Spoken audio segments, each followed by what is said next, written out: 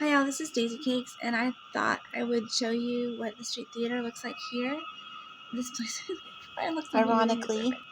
but I'm not officially a stroke depressed person, and I thought it was interesting to see these three families obviously know a lot about that kind of thing, and so they're trying to use those tactics on me, but we don't know why. They moved up here. I was already here. They moved up here, and they were trying to sorry, my nose itches every time I start filming. I don't get nervous, but I do get like this little nose itch. They try to use these tactics on me, which is crazy, y'all. But they're interesting, and it's about three things. One is about coercion. They want me to do something. They are mad about money. So part of their goal is to bankrupt me. They want to make me move. But it's not. But if I move, they would follow me there and do it again. Okay, it's not about. It's just about these three families and their like personal power control issues. So, the second thing they want to do is control. They want to know like who I talk to and what I do. They're always copying my contacts off my Google email, and they're trying to get into my phone numbers, like I showed you. It's hard to explain. They want to know who comes to my door. They have door sensors in my bathroom. They want to know when I go in the bathroom.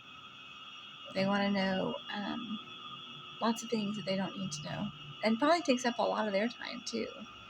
And so the third thing that they want to do is pull focus. So whatever I'm doing, they want it to be about them. When I used to work in restaurants, they would like walk by the windows of the restaurants, these three families. I don't know why. Or they would follow me home or follow me there.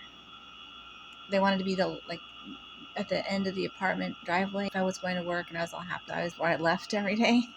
It's just crazy. But I've seen them do it to other people too. There was a beautiful girl that lived here that they sort of coerced, just started controlling her and coercing her. They used her, they poisoned her pets. They used her, they tried to chase people away from her side business. They would try to get her to leave. They scratched up her car. She lived right next to me and they wanted more access to me. It's just weird. And she is beautiful and she did everything that they wanted, but she just didn't want their attention. And I'm not committing any crimes whatsoever. I just don't want their attention either. But I mean, access isn't permission, right? Just because you can do something doesn't mean you should do something. I mean, they can stand in my window 24/7. That doesn't mean that they ought to. And at a certain point, it does become illegal. So I'm not sure if that point's been reached at this point. But the point is, it takes up a great deal of their time. And I do Al-Anon. So Al-Anon says, don't worry about it. If you come across people like this, just try to protect yourself physically and your security and go about your business. You know, there's emotional security, financial security, like AA says also, because I use both, but AA says, you know, financial security, emotional security, sexual health, and freedom, and your family relationships, your relationship with yourself. There's a couple more.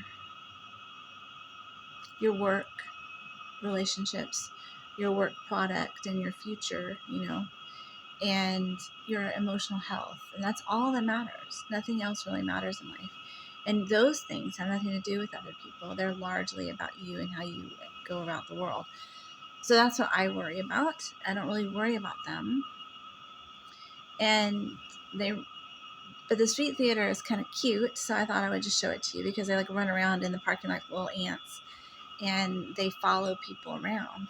And that was Kay, the one that I just said I didn't want delivering my Doordash. So now, instead of making her own money doing Doordash, she's following around my Doordash orders, which is crazy and sad. Maybe she because needs I didn't really Al-Anon. interfere with her ability to do her job at all. I just said I didn't want her at my door because she looks like my attacker.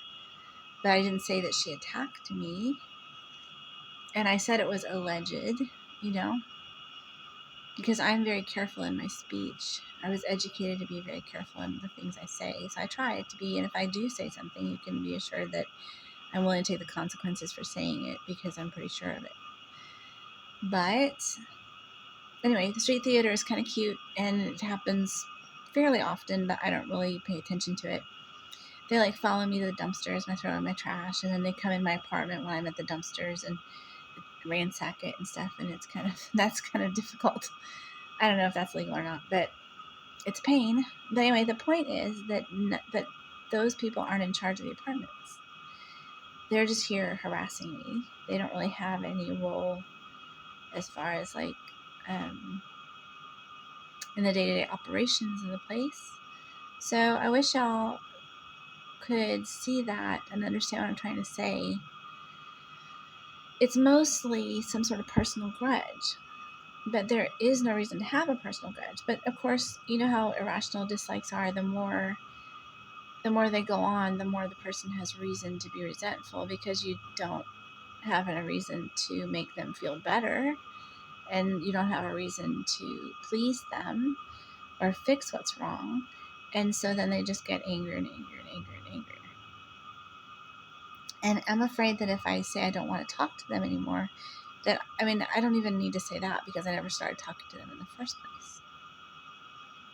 But if I say I would do something to upshare the relationship, then I'm afraid that there'll be a backlash against possibly my cat, who I love, and also my things, which I love, and stuff like that.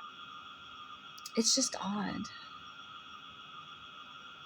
Extinction bursts. Extinction bursts are fine when it's your toddler throwing their food across the room, or you eating a box of like Girl Scout cookies because you're off your diet or whatever. But it's not okay when it's a stranger that's irrationally angry with you and you cut off contact with them. That's how people die. So I don't know what to think. It's kind of scary. I don't know, because it takes a lot of steps for someone to follow you around in their car, or to follow another Doordash driver around in their car.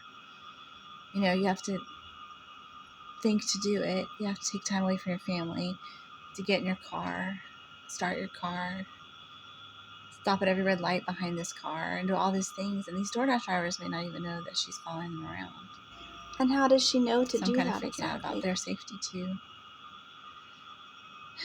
But you can't force people. I don't know. I guess these irrational people raise their kids kind of like that. And in the real world, all you can do is ask.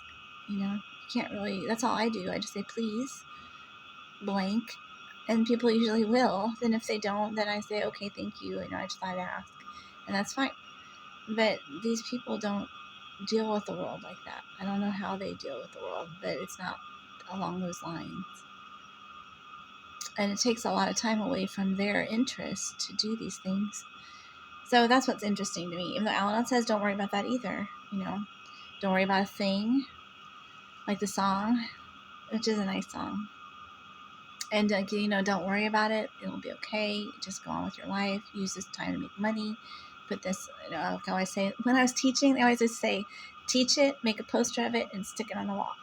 So what I do is I go through something, I make a video about it, and I put it up on YouTube, which is really funny. So hopefully it'll work out. But anyway, I don't expect to make any money whatsoever, but at least it might help somebody else going through this. Because remember, I'm not a suppressed person. I imagine if you were one, your life would be very hellish. But I'm just dealing with like 3 families. My AIDS family from my old town, the guy that used to live next door to me, and the guy that used to live across the street from him, and their extended relatives, and now their kids for some reason. And it's just very weird. But could be worse, right? Could be better, could be worse. That's life. So anyway, love y'all. I hope you like and subscribe, and thank you for watching. Bye.